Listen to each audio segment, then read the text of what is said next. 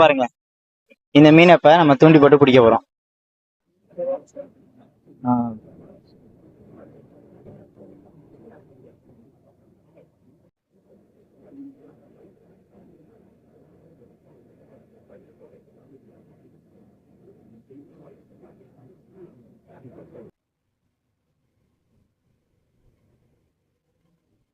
மீனுக்கு வாய் மேல இருக்கு. இது போலதான் மீனுக்கு வாய் மேலதான் இருக்கு. மீன் கண்ணாடி மாதிரி இருக்கு பாருங்க. இந்த மீனுக்கு வாயை பார்த்தீங்களா, வித்தியாசமா மேல இருக்கு. ஓஹோ, அழகா இருக்கு.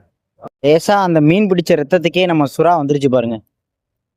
ஐயோ பாருங்க, அந்த மீன் பிடிக்கும் போது அந்த இதுல இருந்து லேசா தான் ரத்தம் ஒரு சுட்டு வந்திருக்கும். அந்த ரத்தத்துக்கே நம்ம பையன் வாடை பிடிச்சி கிளம்பி வந்துட்டான்.